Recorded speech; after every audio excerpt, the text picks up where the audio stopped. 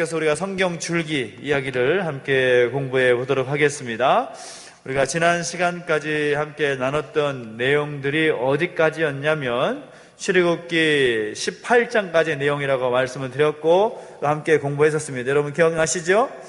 그러니까 우리가 모세오경을 시작하면서 창세기부터 우리가 함께 밟아왔던 그 족적을 함께 다시 한번 정보해 본다면 우리가 원역사 이야기를 창세기 1장부터 11장까지 내용을 통해서 이 원역사의 내용이 어떤 내용인가라는 것을 함께 공부했었고, 또 창세기 12장부터 36장까지는 어떤 내용이었습니까? 이제 하나님께서 제사장 나라를 이루시기 위해서 한 민족을 세우시기 위해서 이제 사람을 세우시는데 이 아브라함과 이삭과 야곱을 세우시는, 근데 그들이 어떤 사람이었는가 하면 바로 족장들이었다. 그래서 족장사를 함께 우리가 공부를 했었습니다.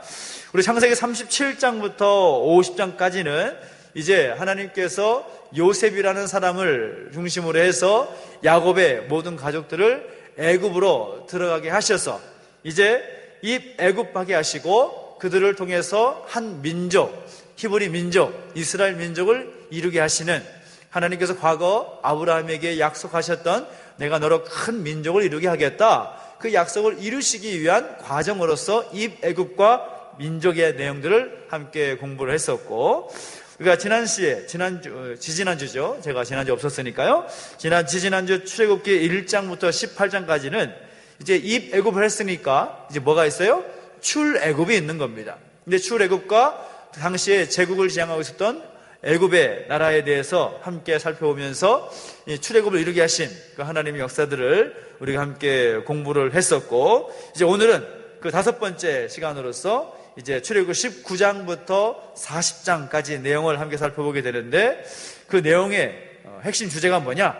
세계 선교입금 제사장 나라다라는 것입니다. 그래서 하나님께서 제사장 나라를 이루시기 위한 이 구체적인 시작을, 그 그림을 이제 그려주시는 모습들을 오늘 내용들을 통해서 배울 수 있게 되겠다라는 것입니다. 자연스럽게 다음 주 올 때까지 숙제 범위는 어디까지 읽어오셔야 될까요? 출애굽기까지는 다 읽어오셔야 됩니다. 우리가 출애굽기 18장까지는 다 읽으셨을 것이라고 생각을 하고 웃으신 분들은 약간 좀 뭐가 좀 찔리시는 거예요. 출애굽기 18장까지 다 읽으셨다고 치고 이제 오늘 이제 40장까지 배우게 되면 다음 주 올 때까지는 몇 장까지? 출애굽기까지는 다 읽어 오셔야 된다는 것입니다. 아시겠죠? 네, 읽어오시기 바랍니다. 자, 우리가 지난 시간에 애굽에서 아브라함의 후손들인 이 히브리 민족이 출애굽하게 된 그런 내용들을 과정을 통해서 살펴보았습니다. 자, 그들이 이제 애굽에서의 삶이 너무나 힘들고 또 노예로서의, 종로로서의 모습이 너무 힘들고 견디기 힘들어서 애굽에서 나왔다, 그것이 전부가 아니라는 거죠. 물론 그런 이유도 있었겠지만 그것이 전부가 아니라는 겁니다. 그리고 그것이 중요한 문제가 아니라는 거죠. 얼마든지 견딜 만한 힘은 있었습니다. 그런데 그보다 더 중요한 사명이 있었기 때문이라는 것인데, 그 사명이 뭐냐? 히브리 민족, 이스라엘 민족 한 민족을 향한 그런 하나님의 뜻으로 끝나는 것이 아니라 이제 그 한 민족을 세우셔서 모든 민족을 향한 그 사명을 적극적으로 감당하기 위해서 이제 출애굽하게 하셨다라는 겁니다. 그러니까 이스라엘 백성들이 출애굽하게 되는 진정한 목적이 있었다라는 것인데, 그 목적이 뭐냐라는 것을 오늘 출애굽기 19장부터 40장까지의 내용을 통해서 함께 공부하게 되겠습니다. 자, 그들이 이제 애굽 땅에서 나오게 된 진짜 이유는 뭐냐? 한마디로 말하면 여러분 기록하십시오. 하나님의 꿈 때문이었다라는 겁니다. 하나님의 꿈 때문이었다. 어떠한 하나님의 꿈인가라는 것이 중요한 것 아니겠어요? 모든 민족을 위한 하나님의 꿈, 모든 민족을 향한 하나님의 꿈 때문에 그들이 나오게 되었다라는 겁니다. 그러니까 이스라엘 민족만이 아니라 세계 모든 민족이 복을 받게 하시려는 그 하나님의 꿈 때문에 나오게 되었다. 어떻게? 바로 제사장 나라를 세우셔서 그것을 가능케 하시는 그래서 제사장 나라를 통하여서 이스라엘 민족만이 아니라 하나님께서 도구로 택하신 이스라엘 백성들을 통해서 그 한 민족을 통해서 모든 민족으로 하여금 복받게 하시려는 그 계획을 이제 행하시기 위해서 가지신 하나님의 꿈 때문에 그들이 출애굽하게 되었다라는 겁니다. 이것을 우리가 출애굽 19장부터 이 40장까지의 내용을 통해서 함께 공부하겠는데요. 그 40장까지의 내용을 가지고 우리가 5개의 또 작은 줄기로 우리가 볼 수 있겠다라는 거죠. 우리가 여기 교환을 안으로 드렸지만 1번부터 5번까지 제목을 같이 한번 읽어보겠습니다. 1번 읽어주십시오. 시작. 세계 선교의 꿈. 그렇습니다.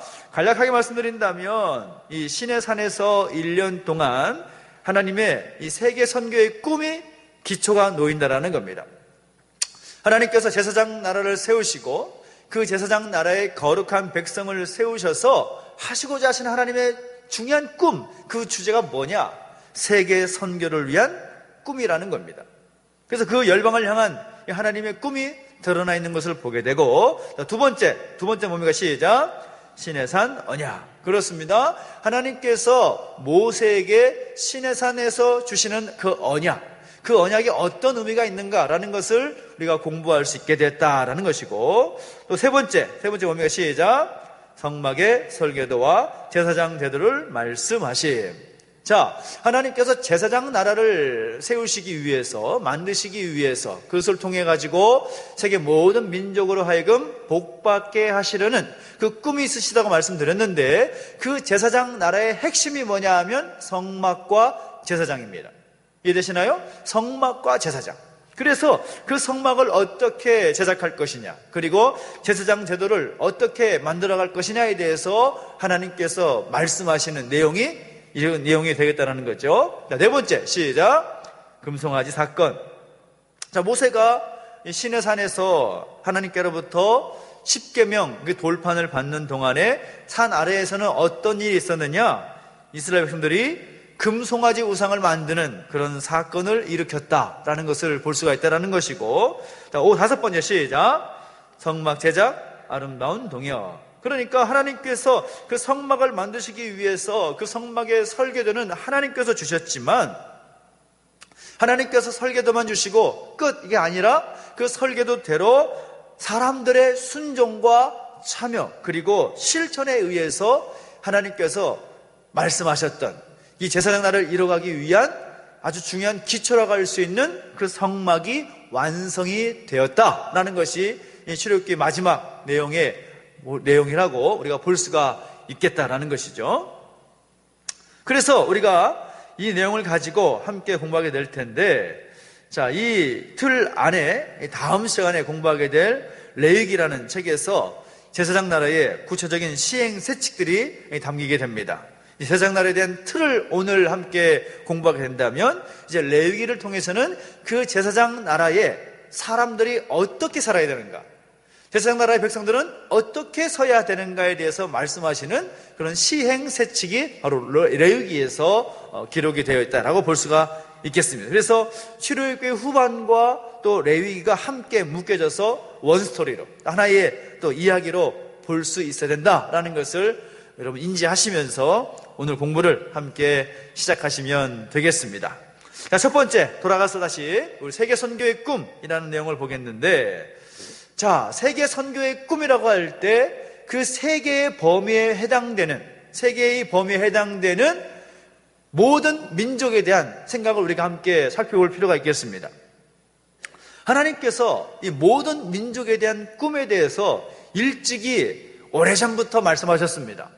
가장 먼저 이 모든 민족을 향한, 또 열방을 향한, 세계 모든 민족을 향한 그 표현이 어디 나오는가 하면 바로 하나님께서 아브라함에게 보내셨던, 그리고 말씀하셨던 내용부터 우리가 볼 수가 있겠는데, 우리 성경에 하나님께서 이스라엘 민족만이 아니라, 이스라엘 백성들만이 아니라 모든 민족을 향한 하나님의 꿈을 볼 수 있는 그런 표현들을 5가지 정도로 우리가 볼 수가 있겠는데요.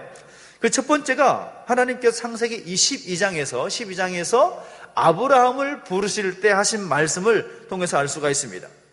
하나님께서 아브라함을 부르시면서 말씀하신 내용이 뭡니까?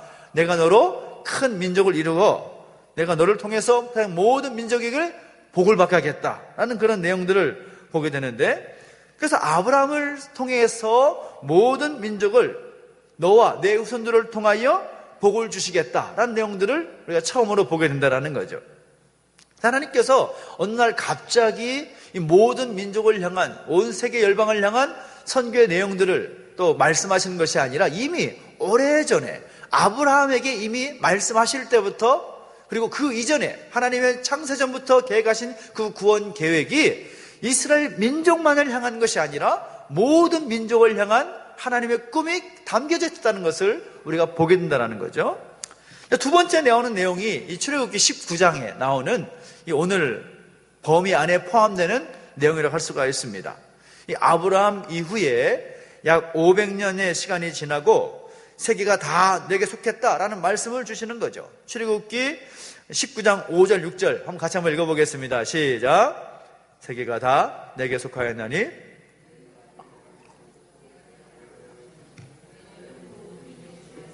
내 소유가 되겠고 너희가 내게 대하여 제사장 나라가 되며 거룩한 백성이 되리라.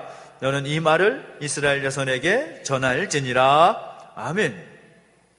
자, 이미 하나님께서 이제 제사장 나라를 시작하고자 하실 때에 이제 하나님께서 19장에서 뭐라고 말하는가 하면 세계가 다 내게 속하였나니 라고 말씀하고 있습니다. 세계가 다 내게 속하였나니.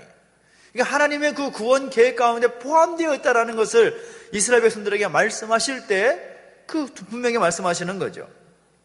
그러니까 사실 이스라엘 백성들은 애굽을 나오게 되었을 때까지 이미 그들은 애굽이라는 나라에 대해서, 이 애굽이 어떤 나라인가에서 충분히 경험하고 나왔는데, 이 제국으로 가고자 했던 그 애굽의 경험들을 뒤로 하고 출애굽해서 시내산에 도착하게 되자 시내산에서 약 1년간의 머무는 시간 동안에 하나님께서 이제 더 이상 애굽의 노예가 아니라 하나님 나라의 백성, 제사장 나라의 백성으로서의 그 임무와 사명을 그들에게 주시는데, 하나님께서 세계가 다 내게 속했다라고 이렇게 말씀하시니까 이스라엘 백성들이 바로 그 말씀을 받아버리는 거죠. 그렇습니다.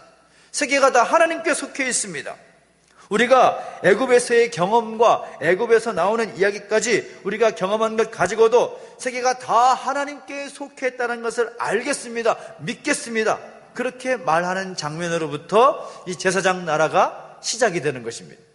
이전에는 애굽에서의 삶이 그들의 전부였지만 그것을 통해서 세계가 다 하나님께 속하였다는 것을 이 출애굽 사건을 통해서 경험하게 되고 고백하게 되면서 세계가 다 내게 속하였나니 하나님께서 말씀하실 때에 네, 그렇습니다 라고 인정하면서 제사장 나라가 시작하게 되는 것을 보게 된다는 거죠.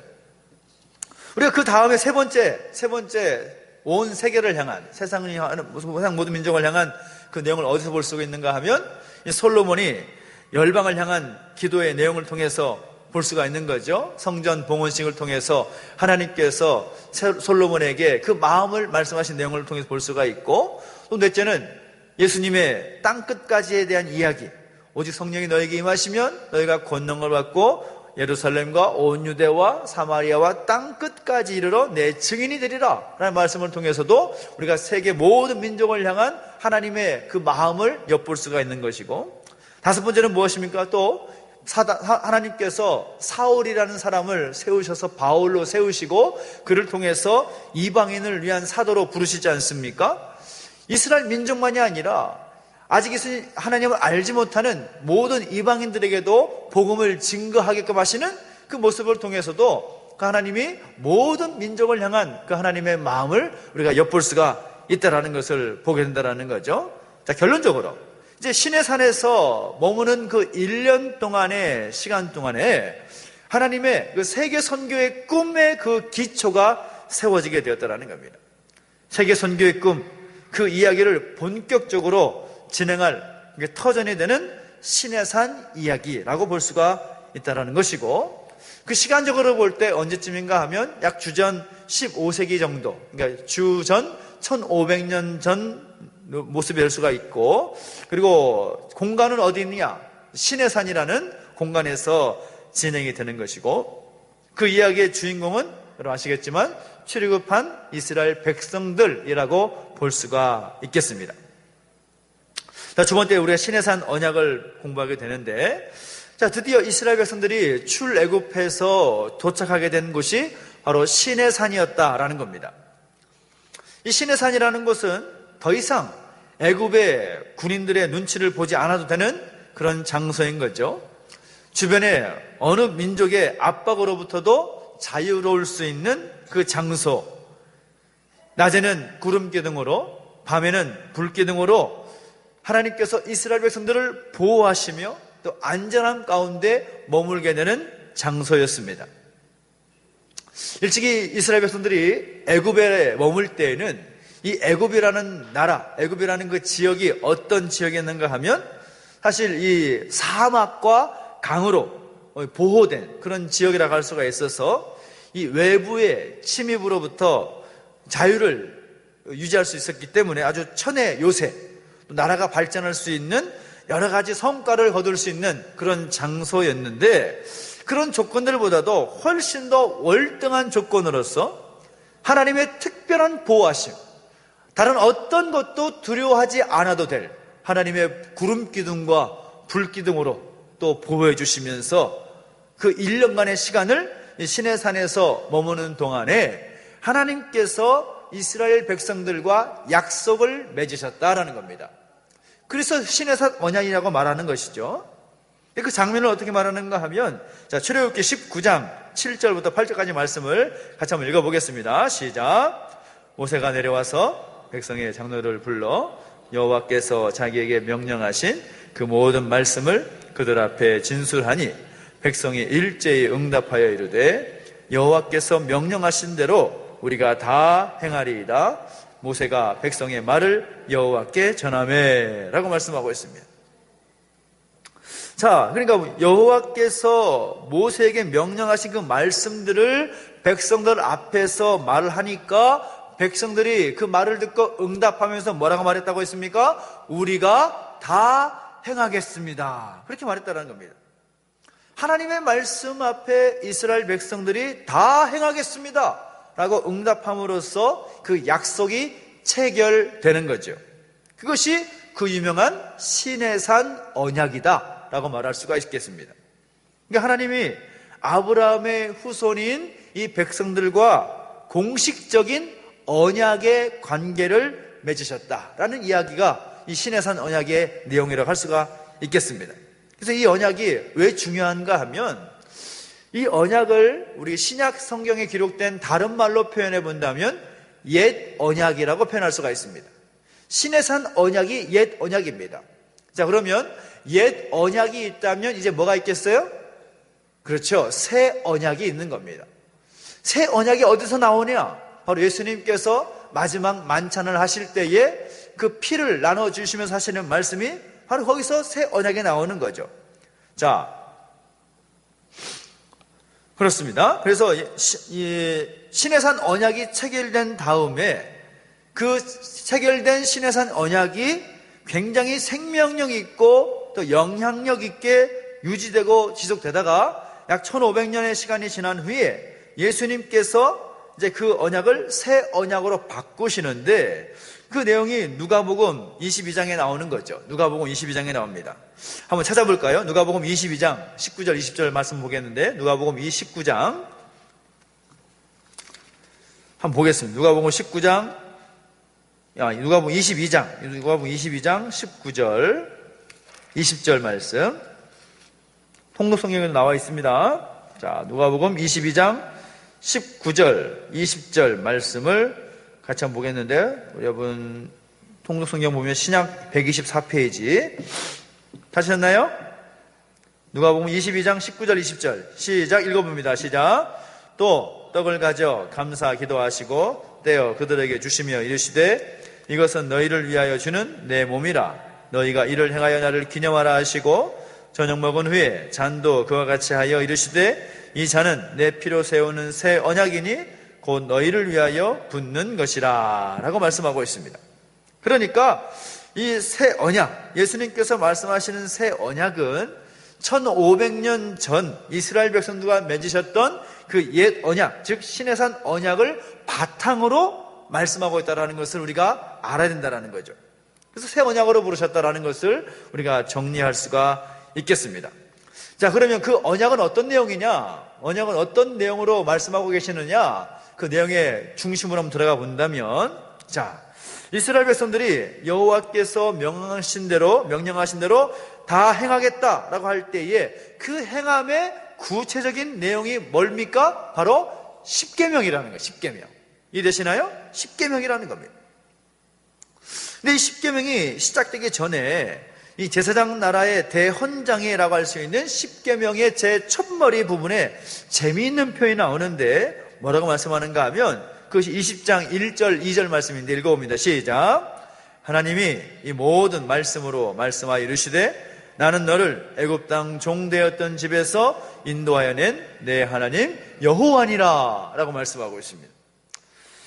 아주 중요한 약속을 하는 이 첫 문장인데요. 첫 문장인데 그 첫 문장에 뭐라고 말하는가 하면 이후에 나오는 10가지의 그 계명, 10계명이라 할 수 있는 그 선언, 향후에 온 인류 역사에 있어서 아주 중요한 선언의 핵심이 되는 그런 내용이라고 할 수가 있는데 그 중요한 선언서 그 첫머리에 뭐라고 말하는가 하면 뭐라고 말합니까? 나는 너를 애굽 땅 종되었던 집에서 인도하여 낸 내 하나님 여호와니라.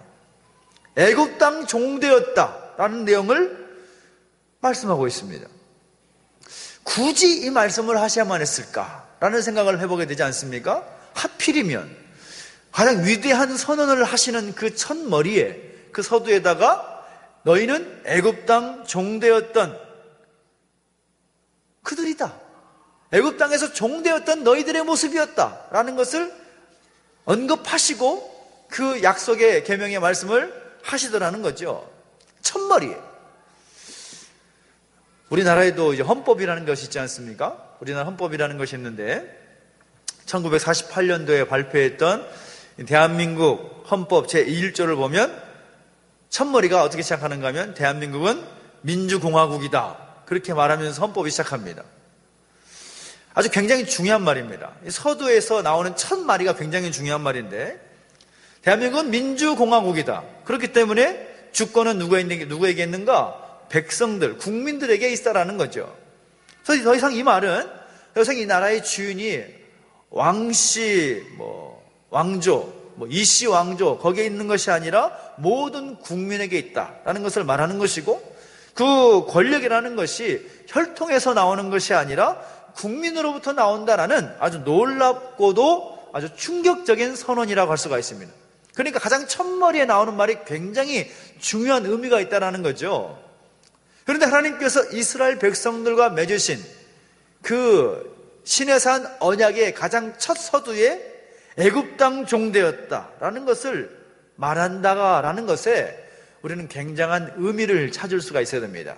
하나님께서 왜 이런 말씀을 하셨을까? 왜 애굽 땅 종되었던 그들의 모습을 언급하시면서 그 언약을 말씀하실까? 이 중요한 의미가 있다는 거죠. 그들이 애굽 땅에서 종노릇 했다라는 것을 자랑하기 위해서 아닙니다.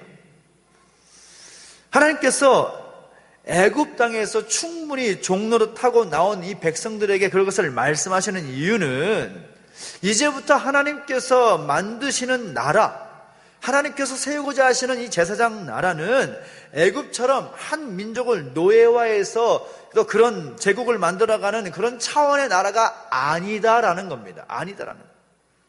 그 나라가 어떤 나라냐? 바로 제사장 나라다라는 것이죠.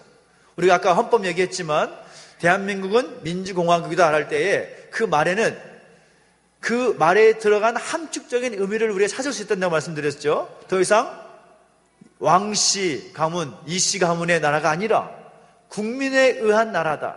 그리고 권력은 혈통에서 나오는 것이 아니라 국민으로부터 나온다라는 것을 전제하고 말하는 내용이 대한민국은 민주공화국이다라는 말인 것이죠. 마찬가지 너희가 애굽 땅 종되었던 너희들이었다라고 말하는 것은 하나님께서 만드실 제사장 나라는 애굽과는 다른 나라다라는 것을 먼저 규지시키고 계시는 겁니다. 하나님께 만드시고자 하는 나라는 애국과 같이 다른 민족을 노예로 삼아서 제국을 이루고자 하는 그런 나라가 아니다.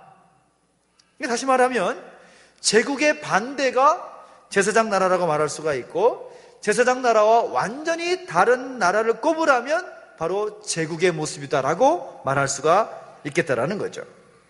그래서 향후에 이 하나님의 꿈을 온 세계 민족과 함께 이루는데 아주 결정적으로 중요한 이 체험이라고 할 수 있는 애굽의 종살이를 바탕에 두고 이제 그 길로 가서는 안 된다라는 것을 선언하고 계시면서 그 계명을 주시고 있다, 그 10계명을 말씀하시고 있다라는 것을 우리가 볼 수가 있겠습니다.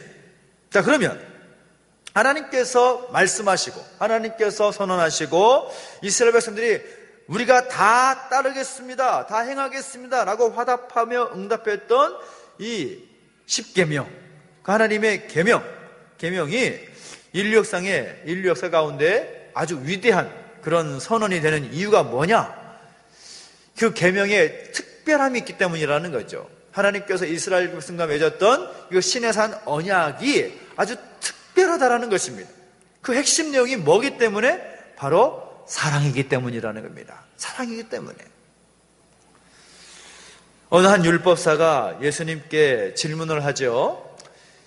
하나님께서 주신 계명 가운데 어느 계명이 가장 큽니까? 라고 질문했더니 예수님께서 말씀하실 때 뭐라고 말합니까? 하나님을 사랑하고 이웃을 사랑하는 것이다 라고 말씀을 하시는 장면이 나옵니다. 마태복음 22장 35절 40절의 내용이 바로 그 내용인데 여러분 교재에 들어가 있습니다. 같이 한번 읽어주시겠습니까? 시작. 그 중에 한 율법사가 어느 계명이 크니까 예수께서 이르시되 내 마음을 다하고 목숨을 다하고 뜻을 다하여 주 너의 하나님을 사랑하라 하셨으니 이것이 크고 첫째 되는 계명이요 둘째도 그와 같으니 내 이웃을 내 자신같이 사랑하라 하셨으니 이 두 계명이 온 율법과 선지자의 강령이니라 라고 말씀하고 있습니다. 그러니까 10계명을 굳이 나눈다면 두 가지로 나눌 수 있다는 거죠. 1계명부터 4계명까지는 하나님을 사랑하라는 것이다. 다섯 번째부터 10계명까지는 뭔가 하면 이웃을 사랑하라는 것이다 라고 아주 함축적으로 간단하게 예수님께서 그 계명의 율법들을 요약해 버리십니다. 어떻게 우리가 하나님을 사랑할 수 있고 우리가 어떻게 이웃을 사랑할 수 있겠느냐? 사실 우리가 우리 마음 가운데 사랑하는 마음이 생겼다는 것 자체가 기적 중에 기적이라고 말할 수가 있을 겁니다. 하나님을 사랑하고 싶은 마음이 생겼다. 이웃을 사랑하고 싶은 마음이 생겼다. 이것은 마음의 기적이라고 할 수가 있습니다. 근데 문제는 이 마음의 기적을 실제로 표현을 할 때 하나님을 향해서 이웃을 향해서 그 사랑을 표현하려고 할 때 그 표현 방법이 쉽지가 않다라는 거죠. 그런데 그 놀라운 표현 방법을 어린 자녀들에게 말해도 충분히 그래 가능하다라고 말할 수 있을 만큼 우리에게 계명으로 주신 내용이 10계명이라는 거죠. 이렇게 살면 하나님을 사랑하는 거야. 이렇게 살면 이웃을 사람들을 사랑하는 거야 라고 말씀하시는 내용이 시내산 언약, 즉 10계명이다 라고 볼 수가 있다는 거죠. 율법의 내용이 바로 그런 것이라는 겁니다. 율법의 내용이 몇백 개가 넘는 율법의 내용이 있다고 하는데 그 율법의 내용을 핵심적으로 쪼리면 어떻게 되는가 하면 하나님을 사랑하는 거야. 이웃을 사랑하는 거야. 하나님을 사랑하기 위해서 이렇게 해야 되는 것이고 이웃을 사랑하기 위해서 이렇게 하는 거야. 그 마음이 행동되는 그 행동의 기준들을 율법으로 말씀하시는 이것이 시내산 언약의 내용이라고 할 수가 있다는 겁니다. 그래서 하나님 사랑, 이웃 사랑의 그런 표현은 10계명이라는 그 약속의 핵심이다라고 볼 수가 있겠고 이것을 구체적으로 담아서 지속할 수 있는 그 설계도를 주시는 이야기로 연결이 되는데 어떤 것에 대한 설계도인가? 바로 성막에 대한 설계도다라는 것입니다. 하나님께서 모세에게 이 성막에 대한 설계도를 주십니다. 이스라엘 백성들이 시내산에서 1년 동안 머물면서 그들 가운데 세워지는 중요한 두 가지의 구체적인 내용이 있는데, 그 첫째는 무엇인가 하면 바로 성막과 성막의 기구들에 대한 하나님께 주시는 설계도입니다. 제사장 나라를 이루기 위해서, 제사장 나라를 세우기 위해서 아주 중요한 장소로서 성막에 대해서 말씀하시는데, 그 성막을 어떻게 만들 것이냐에 대한 설계도, 그리고 그 성막 안에 들어갈 성막 물품들, 성막 기구들, 번제단이라든지 성막 뜰의 어떤 식양이라든지 그것을 제작하기 위한 구체적인 설계도를 하나님께서 말씀해 주셨다라는 거죠. 두 번째는 뭔가 하면, 제사장 나라의 핵심은 뭡니까? 바로 제사에 있습니다. 제사에 있는데, 그 제사를 집례할 사람이 누구입니까? 제사장이죠. 제사장입니다. 그러니까 제사장 나라의 중요한 것은 제사이고, 제사를 집례한 사람이 제사장인데, 그 제사장에 대해서 말씀하시는 그 내용이 이 시내산 언약 가운데 나오고 있다는 거죠. 그리고 그 성막이라는 것이 이제 길게 보면 이제 여기서부터 성막이 시작되지만, 그 성막이 이제 움직이는 성막으로, 움직이는 성전으로 약 500년간 왔다 갔다 하게 세워지게 되고, 이제 움직이지 않는 성막으로 예루살렘의 성전이 건축이 되죠. 그리고 다 이루었다라고 주님께서 말씀하시는 순간에 그 성전은 이제 너희 몸이 성전으로 이제 연결이 되는 그런 포인트가 되는 중요한 시작이라고 말할 수가 있겠습니다.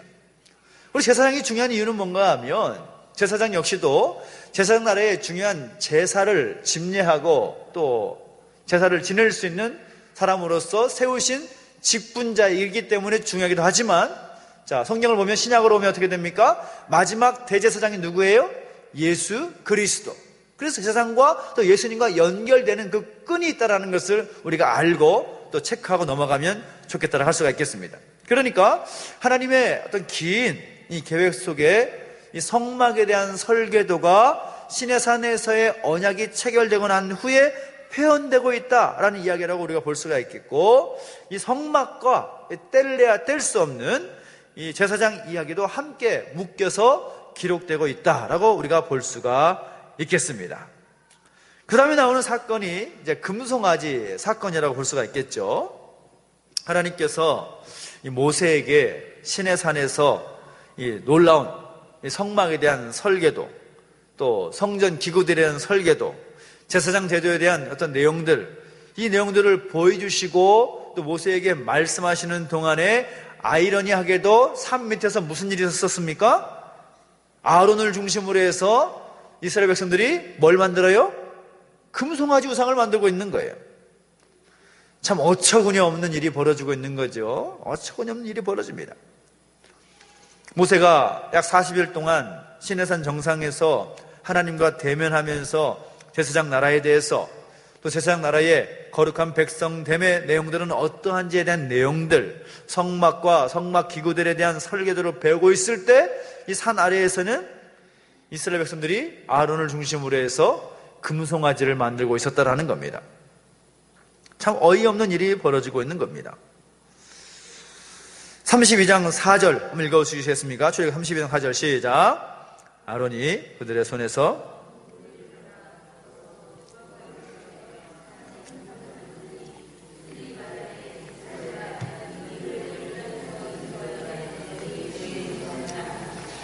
자, 여러분 이 상황이 여러분 이해가 되십니까? 이미 그들은 이스라엘 백성들이 애굽 땅에서 나오게 될 때 하나님의 특별한 인도하심, 그리고 홍해를 건너고 또 광야 생활하면서 쓴물을 또 단물로 바꾸시는 기적을 체험하고, 그리고 지금까지 시내산간에 올 때 그 시내산에서도 불기둥과 구름기둥의 보호하심을 체험하고 있으면서 모세가 40일 동안 보이지 않으니까 그들이 한 행동이 뭐라고요? 금송아지를 만들어가지고 이것이 너희의 신이다, 애굽에서 인도해낸 너희의 신이다 라고 말하고 그들이 송아지 앞에 엎드려 절하고 있었다라는 겁니다. 어처구니 없는 거죠. 모세는 정말 주저앉아 버릴 수밖에 없었습니다. 그런데 그냥 계속 주저앉아 있을 수는 없는 거죠. 모세가 아예 주저앉아서 하나님께 간구하는 내용이 32장 32절이죠. 읽어보십시오. 시작. 그러나 이제 그들의 죄를 사하시옵소서. 그렇지 아니하시오면 원하건대 주께서 기록하신 책에서 내 이름을 지워버려 주옵소서. 모세의 중보하는 내용을 보게 됩니다.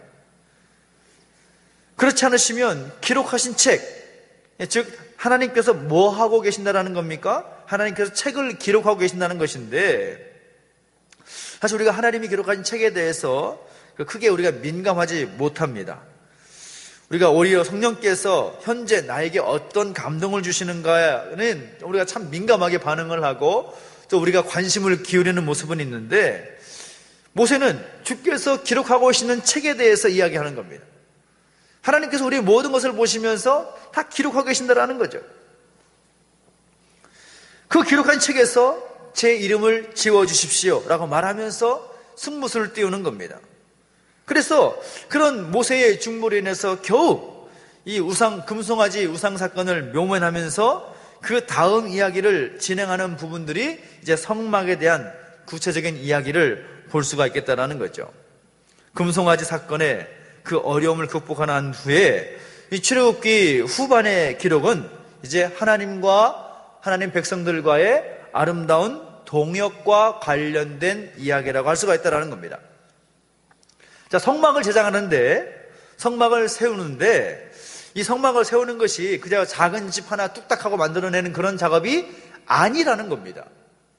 간단하게 집 짓고 끝, 이것이 아니라 아주 세심하게 이 성막을 제작을 하는데 이 일에 약 5개월 20일, 거의 6개월 가까이 되는 시간 동안 하나님의 사람들이 아름다운 동역을 하는 이야기가 출애굽기 마지막 후반부에 나와 있다는 겁니다.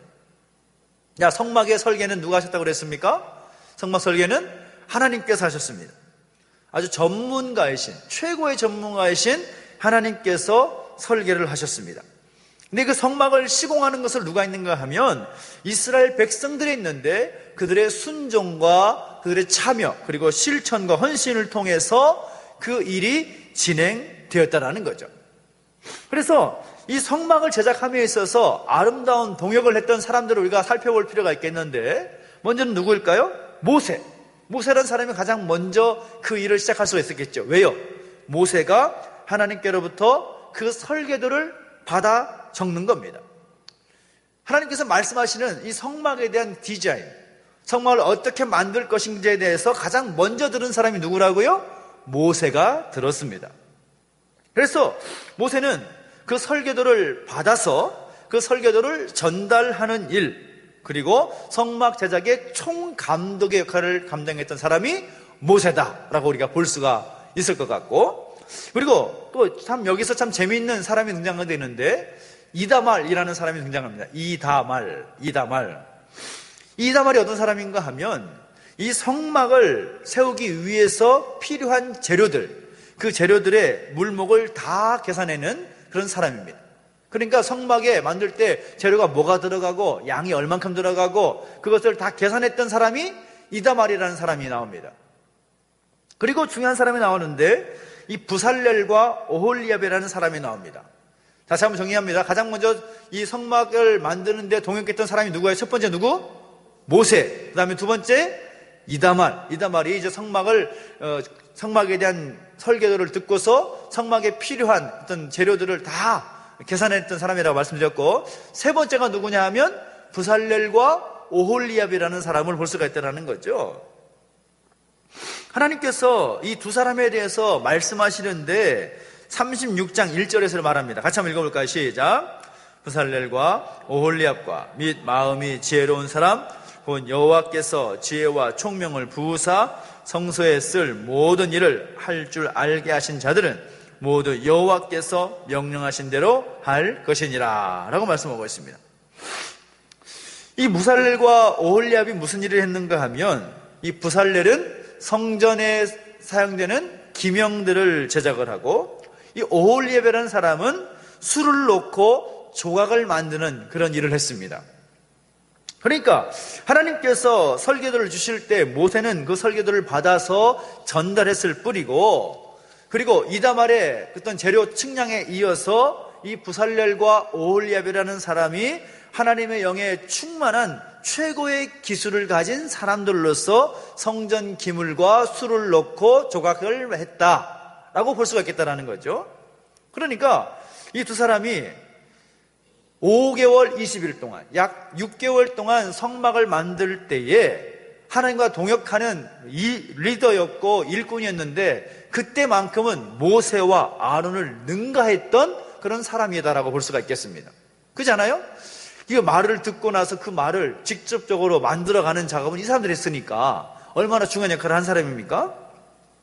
그리고 그들만이 아니라 이 성막 제작에 있어서 함께 동역했던 또 다른 사람들을 볼 수가 있는데, 바로 이스라엘 백성들의 모습을 우리가 볼 수 있다는 거죠. 이스라엘 백성들이 그냥 손 놓고 가만히 있었느냐? 아닙니다. 이 성막을 만들기 위해서 그들이 헌신과 순종을 통해서 함께 했다라는 거죠. 애굽에서는 그들의 삶이 어땠습니까? 애굽에서는 하루의 시간을 쪼개서 애굽 제국을 위해서, 애굽을 위해서 열심히 중노동을 하는 거죠. 근데 그렇게 일을 해서 그들에게 돌아오는 성과는 아무것도 없었습니다. 그저 노예로서 그 일을 할 뿐이었습니다. 근데 그들이 애굽에서 출애굽할 때의 그 기록을 보면 애굽 사람들에게 뭔가를 요구하고, 또 애굽 사람들은 그 요구에 대해서 히브리 사람들이 요구한 것을 다 그들에게 주었다라고 했습니다. 주었다. 이걸 잘 모르는 내용이긴 한데 성경을 가만히 잘 보십시오. 이스라엘 백성들이 출애굽할 때에 출애굽 12장 36절을 보면 재미있는 말씀이 나옵니다. 한번 같이 한번 읽어볼까요? 출애굽 12장 가보십시오. 출애굽 12장. 출애굽기 12장을 가서 12장 36절을 봐보십시오. 우리가 익히 잘 못 봤던 내용이 나옵니다. 12장 36절 하셨습니까? 자, 읽어보겠습니다. 시작. 여호와께서 애굽 사람들에게 이스라엘 백성에게 은혜를 입히게 하사 그들이 구하는 대로 주게 하심으로 그들이 애굽 사람의 물품을 취하였더라. 보이십니까? 어떤 일이 있었어요? 애굽 사람들에게 이스라엘 백성들이 이제 은혜를 입히게 하셨는데 그들이 구하는 대로 다 주게 하셨다. 하나님께서 이스라엘 백성들이 요구하면 다 주게 하셨다라는 것이고, 또 이스라엘 백성들은 애굽 사람들이 주는 것을 받아가지고 출애굽했다라는 거죠. 자, 여러분 이해되시죠? 자, 그들의 수중에는 뭐가 있는 겁니까? 애굽 사람들이 주었던 그 귀한 것들이 그들의 소유로 있는 것입니다. 그래서 그들이 애굽 땅에서 나올 때 빈몸으로 나오는 것이 아니라 애굽 사람들로부터 받아온 것을 가지고 나왔다라는 거죠. 그러니까 얼마나 중요한 거예요? 이 아무것도 없었던 그들의 삶이었을 텐데, 그들의 소유, 뭐가 있었겠습니까? 종로로 타고 있는데 소유가 해봤자 얼마나 대단한 것이 있었겠습니까? 그런데 애굽 사람들로부터 받아온 것을 가지고, 그것을 어떤 삶의 터전을 삼기 위해서, 어떤 삶의 새로운 삶을 위한 어떤 기초 자금으로 쓸 수도 있는 그 귀한 것을 가지고 있는데, 시내산에 도착해서 하나님께 주신 그 설계도대로 성막을 만들기 위해서 그들이 한 것이 뭔가 하면 솔선수범하는 마음으로 그들이 가졌던 소중한 것들을 즐거운 마음으로 하나님께 드렸다라는 겁니다. 하나님께 드렸다. 앞서서 우리가 모세가 40일 동안 시내산에 올라갔을 때 금송아지를 만드는 그런 일도 있었지만, 그런 어떤 시시한 뭘 만드는 것이 아니라 이 아름다운 성막을 만들기 위해서 하나님께서 주시는 그 설계도대로 성막을 만들기 위해서 백성들이 무슨 일이 했는가? 자신의 것을 즐거운 마음으로 내어 드렸다라는 겁니다. 여기 아주 중요한 의미가 있는 거죠. 그러니까 모세부터 시작해서 모세, 이사말, 부살렐과 오홀리압, 이스라엘 온 백성들이 성막을 만들기 위해서 다 함께 아름다운 동역을 했다라는 것입니다. 여러분 이해되시죠? 그러니까 하나님의 일을 할 때 우리가 어떻게 해야 되겠는가? 어느 한 사람, 어느 몇 사람의 헌신만으로 되는 것이 아니라 모두가 한 마음 한 뜻으로 이 일에 헌신하고 순종할 때 하나님의 일은 이루어져 간다는 것을 성경을 통해서 우리가 확인할 수가 있는 거죠. 하나님의 일은 그렇게 가는 겁니다.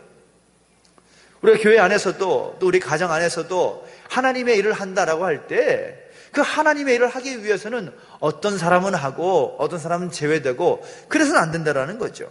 모두가 한 마음으로 함께 하는 것, 그 함께 수고하고 함께 헌신하는 것이 진짜 하나님의 일이다 라고 말할 수가 있다는 것입니다. 그래서 이 성막과 또 성막에 세우는 내용들 보면 이 성막에 대한 설계, 이 성막을 시공하는 그 모습들을 우리가 좀 더 살펴보면 좀 더 의미가 있겠는데, 자, 설계라고 하는 것은 한마디로 하나님의 지혜의 영역입니다. 하나님의 지혜인 것이죠. 근데 그 하나님의 지혜가 나타나게 될 때, 하나님의 지혜가 이제 새롭게 이루어지기 위해서 어떻게 일하시는가, 그 시공적인 측면에 가보면 설계는 하나님이 하시는데 시공은 좀 다르게 나타납니다. 하나님이 하시는 것도 있고 하나님이 하시는 것이 아니라 사람들을 통해서 하시는 일도 있답니다. 그죠? 하나님께서 에덴 동산을 창조하실 때, 천지 만물을 창조하실 때 계획도 하나님이 하시고 그 설계도 하나님이 하시지만 그 시공도 하나님께서 하십니다. 그렇지 않습니까? 말씀으로 천지 만물을 창조하시고 또 요한계시록에 보면 새 하늘과 새 땅을 이루시는 것도 하나님께서 하시는 겁니다. 그런데 하나님께서 설계하시고 사람이 동역자로 참여해서 나오게 된 그 작품이 뭔가 하면 노아의 방주라고 할 수가 있고 또 성막과 언약궤라고 할 수가 있을 것이고 솔로몬 시대의 예루살렘 성전이라고 말할 수가 있을 겁니다. 그러니까 하나님께서 설계하시는데 그 시공은 하나님께서 하실 수도 있고 또 사람을 통해서 일하실 수도 있다는 측면을 우리가 보게 되는 것입니다. 그런데 중요한 것은 성막이라고 할 때 그 성막에는 어떤 의미가 있느냐, 왜 하나님께서 이 성막에 대한 설계도를 그렇게 자세하게 말씀하시고 이스라엘 모든 백성들의 순종과 헌신을 통해서 그 일을 이뤄나가시는가, 그 성막에는 아주 중요한 의미가 있기 때문이라는 거죠. 그 중요한 의미가 뭘까요? 우리 출애굽기 통해서 출애굽기 19장부터 40장까지 내용을 통해서 살필 수 있는 이 성막의 중요한 이유, 성막의 의미, 어떤 의미가 있는가 하면 이 성막은 어떤 곳이냐, 여러분 옆에 내용을 한번 노트에다가 한번 적어보십시오. 첫째는 뭔가 하면 이스라엘 백성들이 하나님께 제사를 드리던 이동식 성소였다는 겁니다. 하나님께 제사를 드렸던 이동식 성전. 그러니까 하나님께 제사를 드릴 때 아무 데서나 제사를 드리고 또 번제를 드릴 수 있는 것이 아니라 오직 하나님의 백성들이 하나님께 제사할 수 있었던 이동식 성소였고 그 안에 언약궤를 두었다는 데 중요한 의미가 있습니다. 두 번째 중요한 의미가 뭘까요? 하나님의 임재의 상징이기 때문입니다. 하나님의 임재의 상징. 성막이라는 것은 우리가 성지순례 갈 때에 우리 어떤 광야의 모형으로 성막 체험을 한번 보지 않았습니까? 그때 사진도 다 보셨겠지만 이 성막이라는 것은 다른 의미보다도 하나님의 임재를 상징하는 장소입니다. 하나님의 임재. 성막이 있는 곳에서 하나님께서 임재하셨습니다. 하나님께서 임재하셔서 제사장들에게 말씀하시고 그 제사장들 통해서 주신 말씀을 백성들에게 전달했습니다. 하나님의 임재의 상징. 세 번째는 뭡니까? 성막은 위치적으로 볼 때 이스라엘 진 중앙에 있었습니다. 성막을 중심으로 해서 남동서 남북에 각 지파들을 배치해서 이스라엘 어떤 진영을 만들었습니다. 그러니까 가장 중요한 게 뭐라는 거예요? 성막이 중요하다, 핵심이다 라는 것을 말씀하시는 거죠. 네 번째, 이 움직이는 성막, 이동식 텐트, 이동식 성막에 500년 시간을 보내고 예루살렘 성전까지 하나님과 이스라엘 백성들이 만나는 곳이었다. 그러니까 하나님이 이스라엘 백성들과 하나님이 제사장 나라의 백성들과 만나시는 장소로서의 성막의 의미가 있다라는 것이고, 마지막 다섯 번째는 뭡니까? 이곳은 성막이라는 것은 제사하는 장소인과 동시에 또 그들을 용서하는 장소가 바로 그 의미가 있다 하겠습니다. 제사와 더불어서 용서의 의미가 있는 장소다라는 것입니다. 그러니까 이 성막이 왜 중요한가, 제사장 나라에 있어서 왜 중요한 의미를, 얼마나 중요한 의미를 가지는가, 이것을 우리가 살필 수 있는 부분이라고 할 수가 있겠다라는 거죠. 성막 제작으로 들어가 보면 이 숫자나 뭐 재료 이런 것만 있는 것이 아니라 이 성막을 만들 때 이 사람들의 헌신에 대한 어떤 동사 내용들을 볼 수가 있는데, 뭐 만들고 서로 연결하고 달아드리고 또 접어드리고 꿰고 늘어뜨리고 금으로 싸고 정교하게 술을 넣고 노수로 붓는 뭐 이런 여러 가지의 어떤 성막을 만들기 위한 행동의 그 동사가 나오게 되는데, 이 금송아지 우상을 만들 때는 뭐 대충 얼렁뚱땅 만들어가지고 그렇게 만들었겠지만, 이 성막이라는 것은 약 6개월 되는 그 시간 동안에 정말 정교하고 정성스럽게 이스라엘 모든 백성들이 함께 이 일을 위해서 헌신했다라는 것을 우리가 성경을 통해서 확인할 수 있겠다라는 거죠.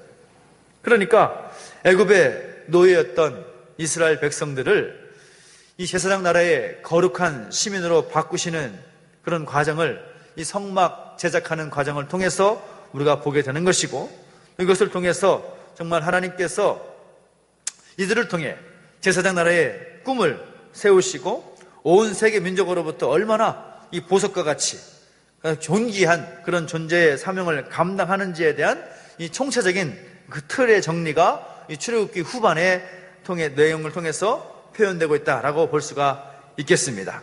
그리고 이 모든 성막을 만드는 작업을 마치고 나서 약 5개월, 20일, 약 6개월 동안에 모든 작업이 끝나자 모세가 확인하고 또 점검을 하는 거죠. 그리고 다 된 다음에 뜰에 휘장을 달고 이 모든 역사를 마감하는 것입니다. 이 출애굽 40장 33절에 나오는데, 출애굽 40장 33절을 보면 이렇게 말하죠. 그는 또 성막과 제단 주위 뜰에 포장을 치고 뜰 문에 휘장을 다니라 모세가 이같이 역사를 마치니 라고 말하고 있습니다. 그러니까 제사장 나라의 그 큰 이야기, 틀을 만드는 그런 이야기, 이것이 출애굽기 19장부터 40장까지 내용에 기록되고 있는데, 그 끝에서 이어가지고 이제 레위기 이야기가 시작이 된다라고 보시면 되겠는데요. 자, 십계명 이야기, 그리고 성막 제작의 그 내용이 정리가 됨으로써 이 세계 모든 민족을 향한 하나님의 거대한 꿈이 이 제사장 나라라는 큰 틀로 정리가 되는 그 장면이 출애굽기 내용이라고 볼 수가 있겠습니다. 정리가 되셨습니까? 이제 출애굽기 19장부터 40장까지 내용을 여러분 정리할 수가 있어야 됩니다. 하나님께서 시내산에서 그들과 맺으신 그 시내산 언약을 중심으로 해서, 그리고 성막을 제작하는 그것을 통해 가지고 이제 세계 모든 민족을 향한 하나님의 거대한 꿈이 제사장 나라의 큰 틀로 정리가 되는 그런 장면이 출애굽기 마지막 후반부의 내용이라고 볼 수가 있겠습니다. 그리고 우리가 다음 주에는 연합예배가 있어가지고요.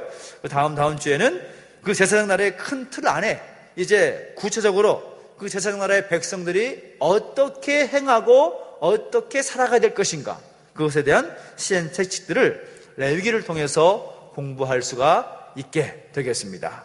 정리되셨습니까? 예, 막 휘몰아치면서 막 정리했지만 여러분 이제 내용들을 다시 한번 복습해 보시면서, 또 우리 교회 밴드에다가 영상을 촬영해서 또 올릴 건데요, 보시면서 나름대로 정리하시고 공부하시면 더 좋은 그런 내용이 될 줄로 믿습니다. 오늘 공부 이 정도로 마치고요. 이번 주 주일 오후 예배는 우리 베드로 나눔대 헌신 예배로 드리게 됩니다. 여러분 기억하시고 함께 하시면 좋겠고요. 또 우리가 또 여러 가지 기도할 제목들